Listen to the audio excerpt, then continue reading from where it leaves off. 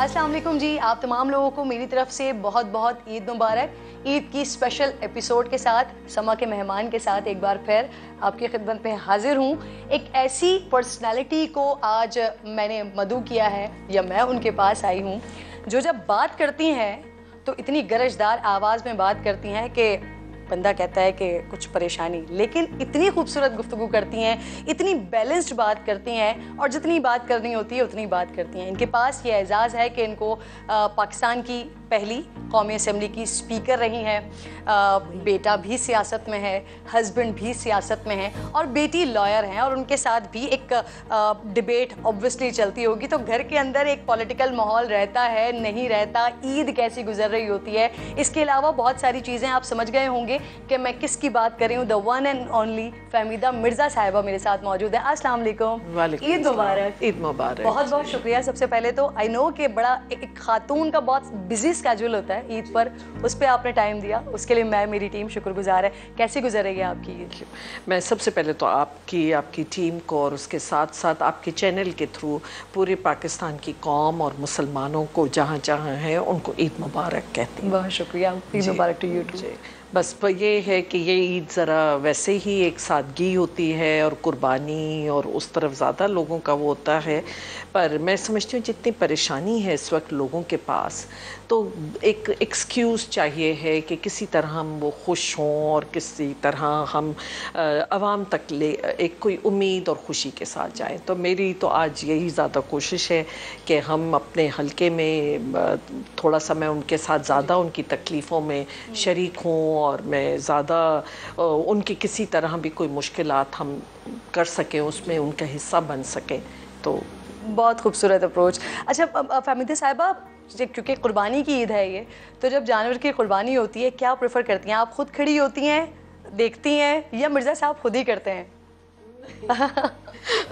मिर्ज़ा साहब तो बिल्कुल नहीं होते। अच्छा। बाकी अगर मैं भी मुश्किल होता है कि जाहिर है कि वो पूरा प्रोसेस को देखना, लेकिन ये ज़रूर है कि जब वो हो जाए तो फिर डिस्ट्रीब्यूशन या उसका कि मैंने ही ख़वातीन कहाँ भी पहुँच जाएं, कुछ भी कर रही हों, लेकिन जो घर की बातें हैं वो तो उन्हीं के ही। अच्छा, पिछले दिनों एक मीम चली थी, वो एक जनाब थे जिनकी एक बड़ी वीडियो वायरल हुई थी कि बोटी बड़ी बनानी है, छोटी बनानी है, ये भी हस्बैंड जो है वो बेगम से पूछते हैं, आप करती हैं छोटी बोटी बड़ी बोटी है?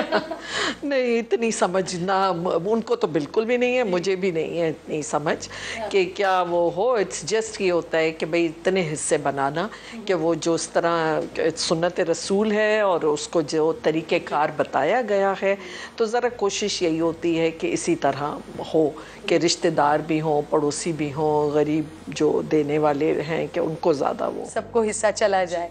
अब खाना भी बनाती हैं, दावत वगैरह का एहतमाम करती हैं? बिल्कुल नहीं। Not a kitchen lover personality. नहीं, आई डोंट माइंड कभी once in a while, but हकीकत ये ना कभी सीखा न करने की वो पड़ी, क्योंकि मेरी वालदा के लिए जो था ना कि वो डॉक्टर बनना बहुत वो उनके एक ख्वाहिश थी, तो वो ख्वाहिश उनकी मैं पूरी कर रही थी। तो इसलिए ये होता था कि डोंट वरी, कुछ नहीं, बस बैठ के पढ़ो एंड मुझे डॉक्टर बनना है। तो बस फिर यही रहा कि ज़्यादा तालीम की तरफ ही फोकस रहा, तो किचन की तरफ। जो एक ये मशहूर ज़माना बात है कि जी वो शौहर के दिल तक पहुंचने के लिए पेट का रास्ता इख्तियार करना पड़ता है, तो कभी मिर्ज़ा साहब ने आपसे फरमाइश नहीं की क्योंकि आपको शौक भी नहीं था, फिर आपने सीखा भी नहीं, तो मिर्ज़ा साहब ने नहीं कहा कुछ तो खिला दे? नहीं, पहली दफ़ा उन्होंने पकाया और उन्होंने मुझे बताया कि कैसे वो हो सकता है। वो शादी के बाद के पहली दफ़ा चिकन कढ़ाई, वो कौन सा कोई ज़्यादा, लेकिन वो उन्होंने बनाई और उन्होंने मुझे तरीका इनफैक्ट सिखाया, तो इसलिए ये रास्ता जो है वो मेरे उससे नहीं गुजरता। आपके दिल तक गुजर गया। लेकिन अच्छा, वो कढ़ाई थी कैसी वैसे? नहीं, अच्छी थी, क्योंकि इतनी मैं कोई वो नहीं हूँ, पर्टिकुलर नहीं हूँ, बट ऑफ कोर्स कि अच्छा लगा और मैंने भी सीखा। फिर उसके बाद मैंने बढ़े, लेकिन जब बच्चे हो जाते हैं ना तब उनकी ज़रूरत के तहत कुछ ना कुछ थोड़ा बहुत वो कर देते हैं। और बस फिर वो ये सुनने को मिलता है कि जो आपका हाथ का है बनाया हुआ, तो ऐसी छोटी मोटी कुछ चीज़ें बना लेती। बिल्कुल।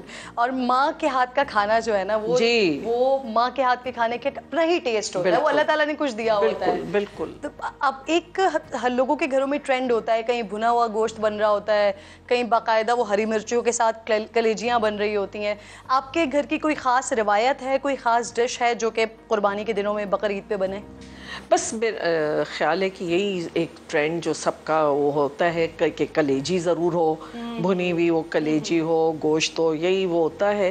बट मैं बताऊँ, हम बहुत एक सादा हमारे सिंध का भी कल्चर वो है कि खाने पीने की इतनी कोई बहुत वो नहीं।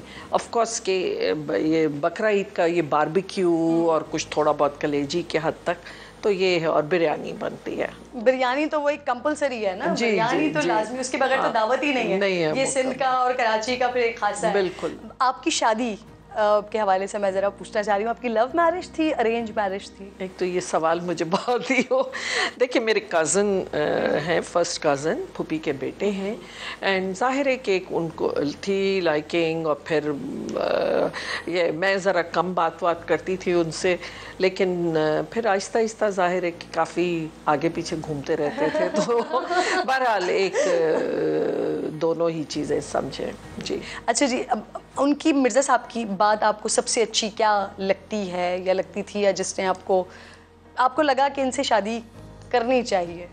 उस ज़माने में तो एक तो मैं समझती हूँ कि हम बहुत यंग होते हैं, और इस तरह की जो कि बहुत सी बातों को, कोई मेजर चीज़ों का तो इंसान सोचता नहीं है। तो इनका सिर्फ यही था कि उस वक्त कि जो चीज़ मेरे मुंह से निकल जाए, जो चीज़ पे मतलब जिसको हम समझें कि नेक्स्ट टू इम्पॉसिबल, तो वो ये पॉसिबल कर देते थे। तो बहुत सी ऐसी बातें आती थी कि अभी आप सोच के ही ऐसे बाय द वे बात करें, and it used to be there. So I was like कि ये कैसे हो गया। तो बहरहाल ही बिलीव्स इन कि वो मुश्किल चीज़ों के उसमें भी कि इम्पॉसिबल को पॉसिबल करते हैं। तो जी अच्छा, ये बताइए, बेनज़ीर भुट्टो साहिबा के साथ भी आपने ईदें गुजारी, कोई यादगार वाक़या, कोई ऐसी चीज़ जो आपको आज भी याद आती हो? देखिए, एक तो मैं ज़्यादा उनके मुश्किल वक्तों की उसमें रही, और जब मुश्किल वक्तों का रहा तो उसमें यही होता रहा कि बेचारी या एग्ज़ाइल में हैं, फिर हम यहाँ से मैं मुबारकबाद का या कुछ ना कुछ वो भेज देते थे, एंड या यहाँ पर, बट उनकी शादी के टाइम का कोई ऐसा मुझे कि एक आध कोई डिनर ही ऐसा था, क्योंकि या वो हुकूमत में होती थी या बिल्कुल तकलीफ़ों में होती थी। तो जब मैं इस्लामाबाद मूव हो गई, एंड उन्होंने ही मुझे ज़बरदस्ती मूव कराया था, या बहुत अकेली होती थी, तो फिर डॉक्टर साहब एमएनए थे तो उस वक्त मूव कराया। तो ईद तो खैर आप एक लाड़काना भी चली जाती थी वो, तो वो नहीं, लेकिन वैसे ऑफिशियली के हो या इनफॉर्मल, या कभी उनके फैमिली की कोई कहीं विज़िट करना है कुछ, तो बुला लेती थी कि आप भी आएँ, बच्चे भी हों, और हम सब साथ दोनों फैमिलीज़ मिलके साथ में वो टाइम गुजारें। मैडम, आप माशाल्लाह सियासत कर रही हैं, आपके बेटे भी अब वो भी सियासत कर रहे हैं, असेंबली में हैं, एमपी हैं। मिर्ज़ा साहब आजकल नज़र नहीं आ रहे, वो बिल्कुल सियासत से उन्होंने अलहदगी इख्तियार की हुई है, क्या वजह? नहीं जी, बहुत एक्टिव हैं, और मेरा तो पूरा हल्का वो संभाले हुए हैं, तभी मैं आराम से यहाँ बैठी हूँ कि वो हल्के में चल रहे हैं। और जाहिर है कि उनकी काफ़ी ये क्लोज़, वो तो उनके फैमिली भी वही हैं, बच्चे भी वही हैं, तो वो बदीन के साथ तो उनकी जो अटैचमेंट है, तो जहाँ भी हो कहते हैं बदीन हमेशा उनके साथ होती है, तो वो फिर वहीं पर है, बदीन में है। मिर्ज़ा साहब ने जरदारी साहब से दोस्ती की जिस वक्त, उस वक्त बड़ा ज़बरदस्त दोस्ती का हक़ अदा किया, और फिर जो एक इख्तिलाफ़ हुआ वो भी मिर्ज़ा साहब ने डट कर किया। तो जरदारी साहब तो बड़े यारों के यार हैं, उन्होंने कभी राब्ता करने की कोशिश नहीं की? देखिए, बड़ी मुश्किल बातें हैं, और मेरे ख्याल में बहुत हम पानी गुजर गया, अब इस चीज़ों पे क्या हो जाए। देखें, जैसे वो यारों के यार थे, डॉक्टर साहब भी यारों के यार थे, एंड एक जो जान भी देने को तैयार थे और जो हर किस्म की कुर्बानी भी दी, बल्कि अपने ख़ानदान, अपनी पर्सनल लाइफ का बहुत सेक्रीफाइस किया, बहुत ज़्यादा।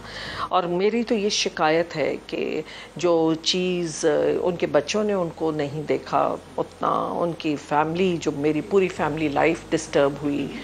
और मतलब आज तक डिस्टर्ब ही है, क्योंकि जो मुश्किल हालात, तो जब मुश्किल भी आई तो बस वो दोनों जो टेम्परामेंट हैं वो दो ऐसी ही थी, और उसमें विक्टिम हम बने एक्चुअली। तो मैं इसलिए मैं उस एरिया में फिर जाते हुए भी तकलीफ़ होती है कि उसके एक्चुअली जो सज़ा काटी वो हमने काटी, चाहे इनकी आपस की दोस्ती की हो या दुश्मनी की हो। अभी जो लास्ट 3 मंथ्स गुजरे हैं, पिछली हुकूमत गई, एक नई हुकूमत आई, तो उस वक्त बड़ी स्पेकुलेशन थी, ऑफर्स हो रही हैं, बातें हो रही हैं, ऑपोजिशन की तरफ से खींचे जा रहे हैं लोग। आपको भी कोई मौजूदा हुकूमत की तरफ से किसी किस्म की कोई ऑफर्स वगैरह हुई? देखिए, बस वो उस वक्त नो कॉन्फिडेंस के टाइम पे था, और जीडीए ने ये फ़ैसला किया, हम सब ने ये फ़ैसला किया कि हम एक इंडिपेंडेंट ग्रुप हैं, इंडिपेंडेंट ग्रुप की तरह रहें। और आई कुड सी इंस्टेबिलिटी, और जो आज हाल है हर चीज़ का, तो I could see this coming. तो मैंने कहा कि ये इस तरह फिर उस गुनाह जब कहें, या जो आवाम को जितने प्रेशर में डालना, कि मैं उसका हिस्सा ना बनूं। नेक्स्ट जो अर्ली इलेक्शंस की बात हो रही है, या इलेक्शंस हो जाते हैं और उसके बाद फिर कोई कोलिशन गवर्नमेंट होती है, तो उस वक्त आप डिसाइड ये हम देख सकते हैं, सोच सकते हैं कि फिर उसके बाद पाकिस्तान तहरीक इंसाफ के साथ शायद आप लोगों के रास्ते अलग हो सकते हैं? जी, अब भी अलग हैं। अब कौन सा वो है, ये तो एक अलाई आप लोग, ये मेरी नहीं समझ आता कि लोग क्यों हमारे इंडिपेंडेंट फैसले को किसी ना किसी से लिंक रखते हैं। हमारा हम जीडीए अपना अलग हमारा है। इट्स नॉट के पीटीआई या पीडीएम या कोई भी, वो एक हमारी आइडेंटिटी है, एक हमारा अपना अलग स्टैंड है। और दूसरे जो कोलिशन में बैठ गए हैं वो उनकी मर्जी है कि अगर आपको कुछ ले के और वो करके जो भी आपने वो किया, हमने उसको नहीं प्रेफर किया। हमने ये सोचा कि हम अलग उसमें बैठे हैं, तो ये तो हमारा इंडिपेंडेंट फैसला है। जीडीए का अपना अलग फैसला है, और हम आज जो भी कर रहे हैं हम एज एन इंडिपेंडेंट अलग अपनी कर रहे हैं। इलेक्शन के बाद क्या होगा वो उस वक्त, आई थिंक उस वक्त के हालात और उसके मुताबिक होगी बात। और सबसे पहले तो बहुत ज़रूरी ये है कि अगर जो भी इलेक्शन का प्रोसेस होता है वो एक फेयर, ट्रांसपेरेंट और ऐसा होना चाहिए कि जिसमें अवाम को इत्मीनान है, और कोई मुल्क की अगर जिसमें भलाई हो। साबिका हुकूमत की तरफ से एक नैरेटिव बिल्ड किया जा रहा है, आपको लगता है उनके पर्सपेक्टिव से अगर देखा जाए तो आपको लगता है कि अगर अर्ली इलेक्शंस हो भी जाते हैं तो वो रिग्ड नहीं होंगे? नहीं जी, देखें, मैं उनका तो पर्सपेक्टिव वो खुद बोल रहे हैं, बता रहे हैं जो भी है। मेरा अपना ये है और जीडीए का अपना है कि मुल्क की भलाई जिस चीज़ में हो, और अगर इलेक्शन में है तो फिर एक फेयर, ट्रांसपेरेंट इलेक्शन हो, जिसके लिए सारी पॉलिटिकल पार्टीज़ बैठ के पहले एक डिसाइड किया जाए कि किस तरह की इलेक्शन, जो भी इलेक्टोरल रिफॉर्म्स हैं, जो भी हम चाहते हैं कि एक फेयर तरीका हो, और जिसमें अश्योरेंस सबको आए कि ठीक है, जिसको मैंडेट मिला उस तरफ जाना चाहिए। क्योंकि अब हमारा मुल्क इस किस्म की हरकतों पे या किस तरह के रिग्ड इलेक्शंस और ये पॉलिटिकल इंस्टेबिलिटी बर्दाश्त नहीं कर सकते। लास्ट जो इलेक्शन हुआ वो फेयर था? बिल्कुल भी नहीं, बिल्कुल भी नहीं था। स्पेशली सिंध के लिहाज से तो बिल्कुल एक, जिसको कहा जाए, मैं तो बार बार यही कहती हूँ कि एक सिंध का सौदा किया गया था। कुछ पंजाब और उसके हवाले से, उसके बाद सिंध में एक बाकायदा सौदा किया गया और प्लेटर में रख के एक पार्टी को दे दिया गया। सही। मेरी ख्वाहिश थी कि आपकी फैमिली के लोग भी, बच्चे भी आपके साथ होते हैं, स्पेशली बेटी होती, लेकिन आई नो कि ईद का दिन है और ईद के दिन सबकी अपनी अपनी मसरूफियात होती हैं। आपने थोड़ा सा टाइम निकालिया, मैं उसके लिए बड़ी शुक्रगुजार हूँ। तो मैं ज़रा आपके बच्चों से ही पूछना चाह रही थी कि जो ये वाला डिसीजन आपने लिया है, तो आपकी घर में इस टॉपिक पे बात होती हो, बेटी या बेटे का क्या ओपिनियन आता है, स्पेशली बेटी का, क्योंकि उनका सियासत से कोई ताल्लुक नहीं है। वो समझती हैं कि आपने जो फैसला किया वो दुरुस्त फैसला किया?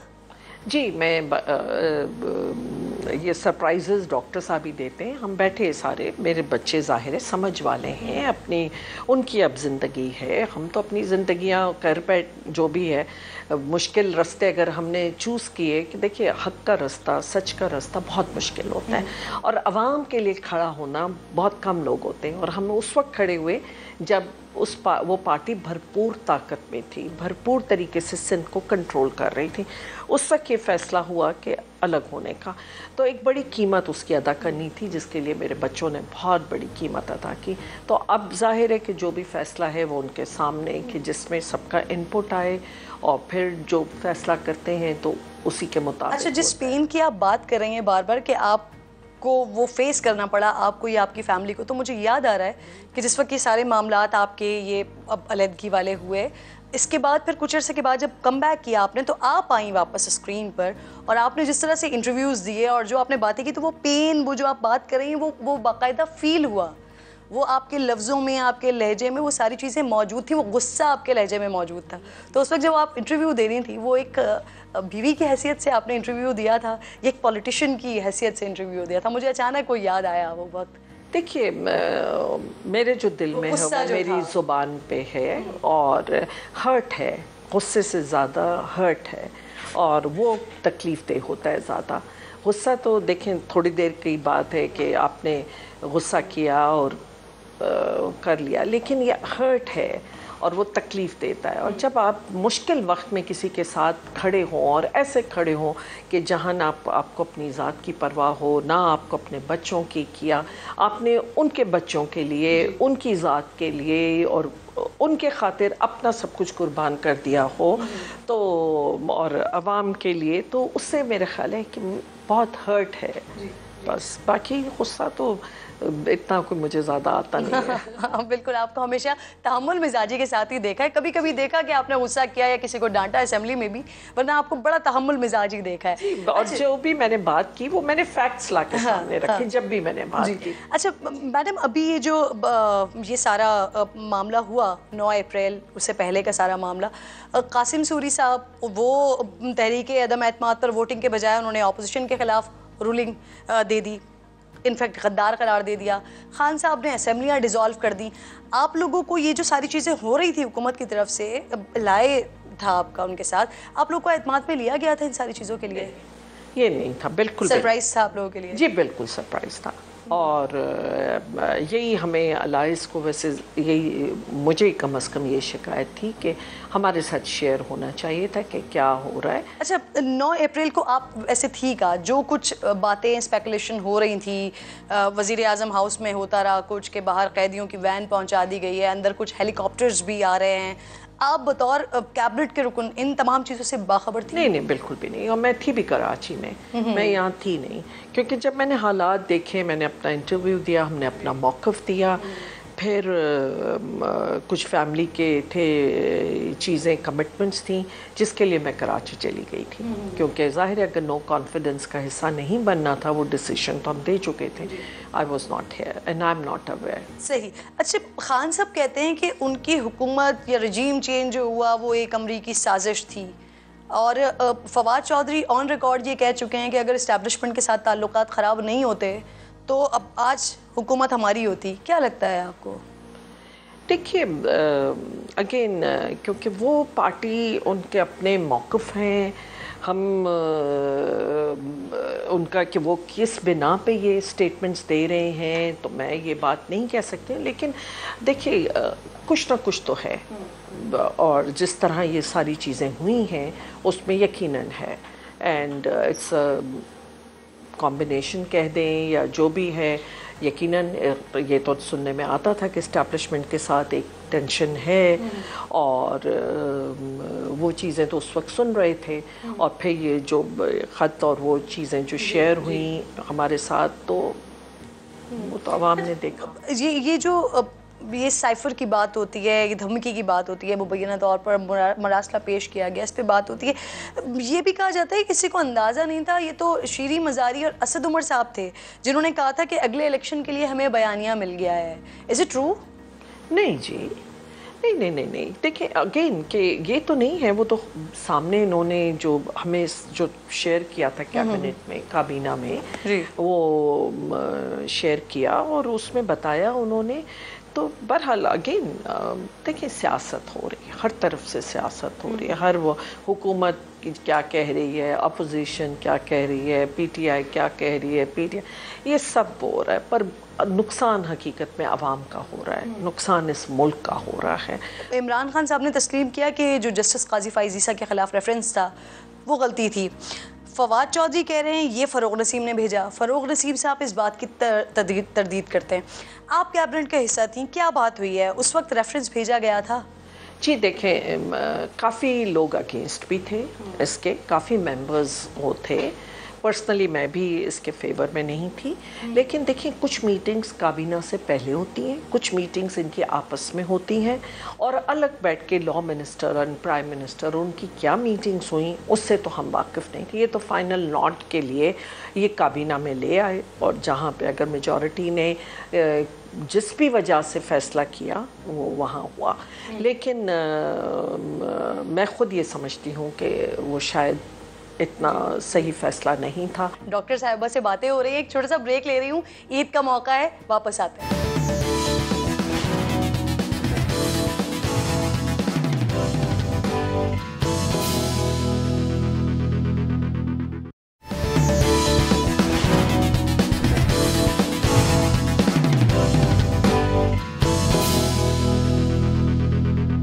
वेलकम बैक वंस अगेन जी। डॉक्टर फहमीदा मिर्ज़ा साहिबा मेरे साथ मौजूद हैं इस वक्त। मैम, बहुत सारे ऑपोजिशन ये बात हमेशा करती रही कि फ़ोन कॉल्स आ जाते हैं जो इत्तेहादी हैं उनको। फिर अभी इमरान इस्माइल साहब ने भी ये कहा कि MQM से बात जिस वक्त वो कर रहे थे तो उन्होंने कहा कि जी ये भी इंतज़ार कर रहे थे कि इनको फ़ोन कॉल आए, और फिर फ़ोन कॉल नहीं आई तो फिर इसलिए ये चले गए, वरना ये भी इंतज़ार कर रहे थे। इनफैक्ट अभी कुछ दिनों पहले फ्लोर पर ये एतराफ़ किया गया इत्तेहादियों की तरफ से कि उन्हें फ़ोन कॉल्स आते थे मामलात के लिए। आपको कभी ऐसा हुआ फ़ोन कॉल्स वगैरह आए? जी मुझे नहीं आए, कभी भी नहीं हुआ। इत्तेफाक है, आई डोंट, इत्तेफाक तो नहीं, शायद मेरी वो जानते हैं या पर्सनालिटी को समझते हैं कि मैंने जो भी फैसला करना है वो एक बहुत सोच समझ के करना है, तो मुझे कभी भी कोई फ़ोन कॉल्स नहीं आई। सही।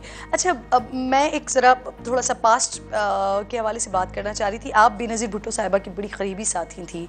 हाल ही में इस केस के तफ्तीशी ऑफिसर और साबिक SSP राव अनवर, इन्होंने एक इंटरव्यू दिया और उसमें कहा है कि केस में मरहूम रहमान मलिक साहब को भी शामिल तफ्तीश किया जाना चाहिए था। देखिए, किसी का स्टेटमेंट क्या, आपकी हुकूमत थी, आपके पास मौका था, उसको इन्वेस्टिगेट प्रॉपर्ली नहीं किया गया, और उसको उस तरह जिस तरह जो गवर्नमेंट थी उसने, अब ये तो बाद में सब ये किसके इशारों पे बातें होती हैं, कहाँ से बात आती है, कोई कुछ स्टेटमेंट, अब जब वो नहीं रहे इस दुनिया में तो मरहूम रहमान मलिक साहब अब आप कोई भी स्टेटमेंट देते हैं उससे क्या फ़र्क पड़ता है। अब फ़ोन उनके नहीं, उनके पास थे, उनके पास थे। अब all these things I think आवाम की आंखों में ना वो करें धूल, और हकीकत ये है कि आपको जिस तरह इन्वेस्टिगेट करना चाहिए था उस इन्वेस्टिगेशन को रोका गया। और किसने रोका? देखिए, पार्टी के फैसले होते हैं। हाँ। पार्टी ने नहीं किया उस तरीके से जो फैसले जो होना चाहिए था। सही। अच्छा जी, सिंध में आप तमाम लोग मिलकर पीपल्स पार्टी को रिप्लेस नहीं कर पाए मैडम, क्या वजह है इसकी? जब इंतज़ामिया पूरी उनकी हो, आज भी लोकल गवर्नमेंट में DC के ऊपर टास्क हैं कि वो रिज़ल्ट उन्होंने निकाल के देने। आप जीते भी हों, लास्ट लोकल गवर्नमेंट में भी हमारे सारे मेंबर्स जीते हुए, जिनके रिजल्ट्स उन्होंने उठा लिए, एक फॉर्म हमारे पास है, एक वो लिए बैठे। अब ये कि अनाउंस उन्होंने उनके फेवर कर दिया, रिजल्ट हमारे हाथ में थे।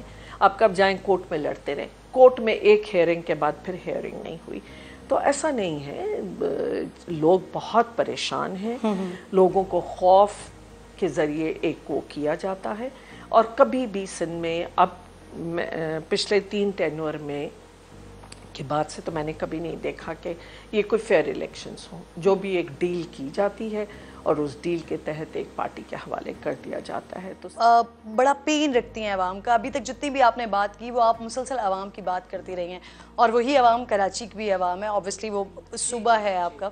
अब मैं आपसे ये पूछना चाह रही हूँ, पिछले माजी में डॉक्टर साहब ने 2-1 बातें बड़ी सख्त कर दी कराची वालों के लिए, क्या समझती हैं आप? वो गलती कर गए थे डॉक्टर साहब, जो सख्त उन्होंने स्टेटमेंट्स दे दिए कराची वालों के लिए? देखिए, कराची वालों के लिए नहीं दी थी, ये बिल्कुल गलत है बात। और ये फिर बाद में मीडिया, और वही चीज़ है कि डॉक्टर साहब को पहले मीडिया को उस तरह मैनेज करना चाहिए था जैसे कि आज ये लोग कर रहे हैं। देखिए, उन्होंने बात की थी जब पाकिस्तान को थ्रेट था, और जो कुछ उनके साथ बातचीत की गई थी वो एक ख़ास शख्सियत के हवाले से थी, और उसके हवाले से उन्होंने बात की थी।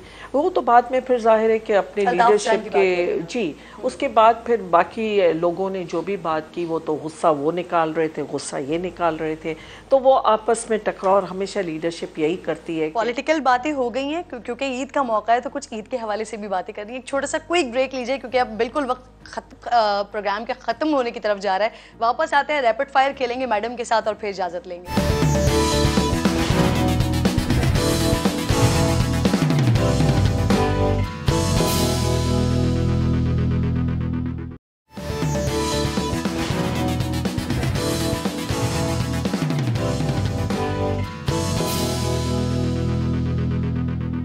वेलकम बैक वंस अगेन जी। डॉक्टर फहमीदा मिर्ज़ा साहिबा हमारे साथ मौजूद है। मैडम, क्या पसंद करती हैं आप, पाकिस्तानी फिल्में या इंडियन फिल्में? मुश्किल सवाल है। देखिए, अगर पाकिस्तानी अच्छी फिल्में बनाएं तो एनी टाइम, क्योंकि वो अब बहुत अच्छी पिछले दिनों बना रहे हैं, जो कुछ चैनल्स ने बनानी शुरू की हैं, एंड इसलिए मेरा ख्याल है कि हमें वही प्रमोट करना चाहिए। ड्रामे या गाने? गाने। इतना पेशेंस नहीं है कि पूरे ड्रामे एपिसोड्स देखो। जी। पसंदीदा एक्टर आपके? जी, फहद, जो पाकिस्तानी जी, फहद मुस्तफ़ा भी बहुत अच्छे हैं, और दूसरे वो फवाद खान भी बहुत अच्छे हैं। हाँ। और एक्ट्रेस में? मायरा इज़ नाइस, और अब तो न्यू बहुत अच्छी आ गई हैं जी। अब क्योंकि मैंने आपको बताया कि मैं इतना देखती नहीं हूँ, तो इसलिए वो सबा कमर, और वो भी हैं जी। बिल्कुल। डॉक्टर साहब, कभी गुनगुनाती हैं वैसे? कोई गाना पसंद है आपको? नहीं, मैं आपसे सुनूंगी नहीं, मैं आपसे सिर्फ लिरिक्स पूछ लूंगी, मैं सुनूंगी नहीं। अगर कभी कोई बोल भी दे तो मैं कहती हूँ तकरीर करवा ले, इस तरफ जाए। जी। बिल्कुल ठीक है। हो सकता है तकरीर पे कोई म्यूजिशियंस आजकल हमारे पास बड़े बड़े टैलेंटेड निकल रहे हैं, तो कोई आपकी तकरीर पे कुछ बना ले। अच्छा, मुझे बताइए कि भुट्टो साहिबा की, बेनज़ीर भुट्टो साहिबा की शहादत के बाद किस पॉलिटिशियन ने आपको इंस्पायर किया, या आपको मज़ा आया उसके साथ काम करके?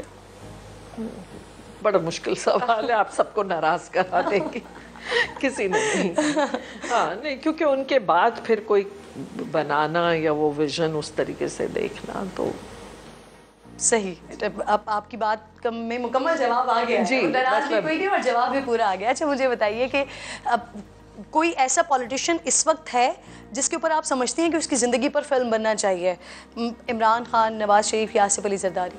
नहीं, मैं ज़्यादा दूर क्यों जाऊँ, हमारी ज़िंदगी पे बननी चाहिए।